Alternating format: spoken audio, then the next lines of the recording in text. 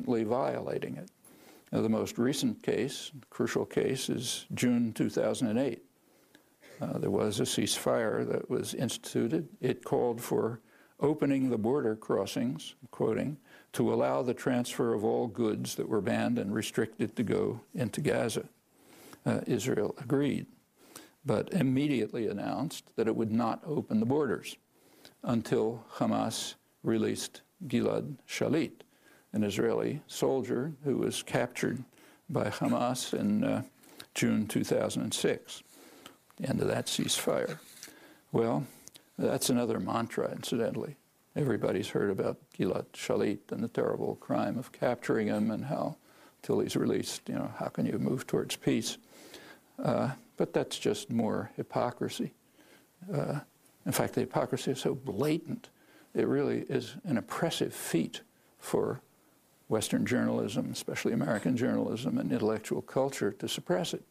One day before Hamas captured Shalit, Israeli soldiers entered Gaza City, and kidnapped 2 civilians, the Muammar brothers. Their names are not known. They brought them to Israel, and of course in violation of international law, to join the thousands of other prisoners held there, close to 1,000 without charge. And of course, that had been regular Israeli practice for a long time. I mentioned some of the cases. Now, kidnapping civilians is a far more serious crime than capturing a soldier of an attacking army. But all that remains in memory, allegedly blocking peace, is the capture of Shalit. Again, that reflects the difference in treatment between human beings on the one side and 2-legged beasts on the other. Shalit should be returned in a fair prisoner exchange, but try to find an honest comment on this anywhere.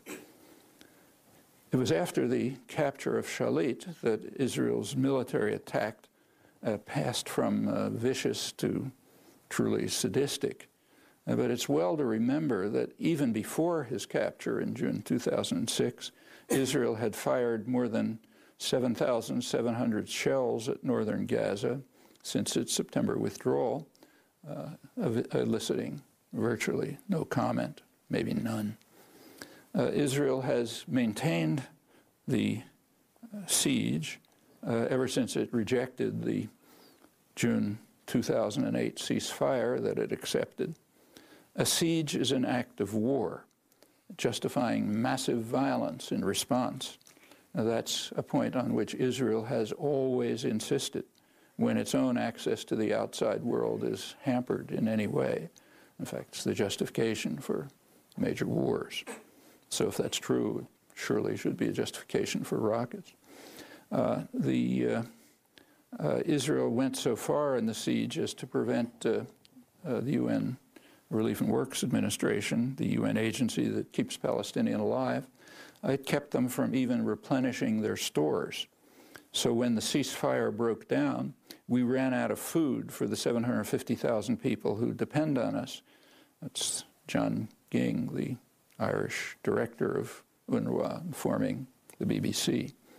Well, despite the continuing Israeli siege, again, a serious act of war, rocketing sharply reduced during the period of the ceasefire. The ceasefire broke down last November, November 4th, with an Israeli raid into Gaza. The raid was very carefully timed, as usual. It came shortly before Hamas Fatah talks in Cairo that were aimed at reconciling their differences and creating a single unified government.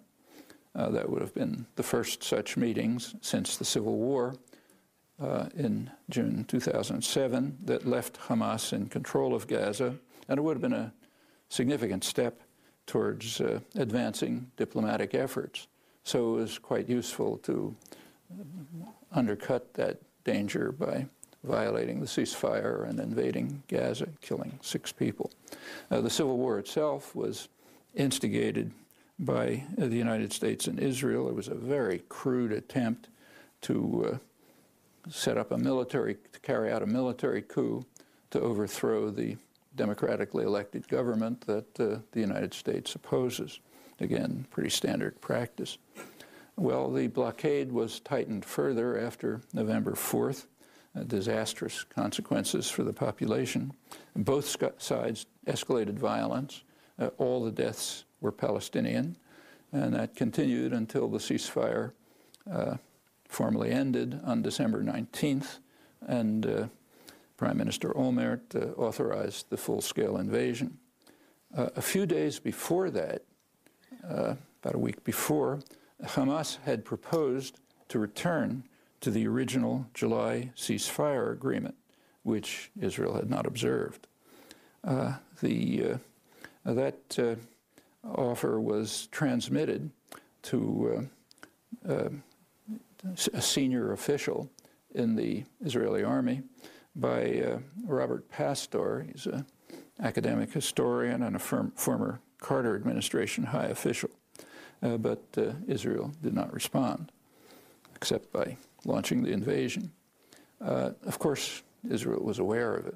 The head of Shin Bet, that's the internal security agency, was quoted in Israeli sources on December 21st as saying that Hamas is interested in continuing the calm with Israel while its military wing is continuing preparation for conflict.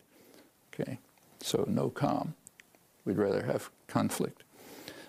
Israel's senior diplomatic correspondent, Akiva Eldar, reports that shortly before Israel launched its full-scale invasion on Saturday, December 27th, Hamas, I'm quoting him, Hamas Politburo chief Khalid Meshal proposed ceasefire and return to the arrangement of 2005, which permitted continuous opening of the crossings for desperately needed supplies. The response was the invasion.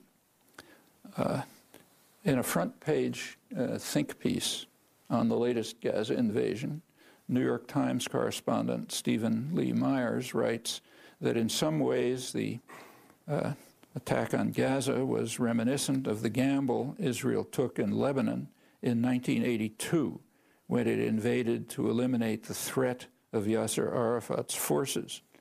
He's correct. There is a similarity, and the threat is the same. He's correct, but not in the sense he had in mind. In 1982, as in 2008, the threat was the threat of political settlement, and it was crucially necessary to eliminate that threat. That's, again, standard practice. I mean, it's not that Israel does not want peace. Of course it wants peace. Everyone wants peace. Hitler wanted peace, for example. The question is, on what terms? From its origins, long before the establishment of the state, the Zionist movement has understood that to achieve its goals, it would have to delay political settlement, meanwhile slowly building facts on the ground as the basis for some eventual settlement. Even the occasional agreements, as in 1947, were recognized by the leadership to be temporary steps towards further expansion. The 1982 war is a dramatic illustration of the need for undercutting the threat of political settlement. It was called pretty openly in Israel a war for the West Bank. If we can get rid of the diplomatic efforts of the Palestinians, which were becoming very annoying, we can continue to take over the West Bank at the cost of the destruction of Lebanon and the killing of thousands of people. The 1982 Lebanon war was followed by Israeli support for Hamas so as to undermine the secular PLO and its dangerous peace initiatives. Another case that should be familiar, if it isn't, is Israeli provocations before the 1967 war, which were designed to elicit a Syrian response that could be used as a pretext for Israeli violence and for the takeover of more land. That's at least 80% of the incidents, according to Defense Minister Moshe Dayan. Now, this persistent effort to delay political accommodation has always made perfect sense. It's not irrational.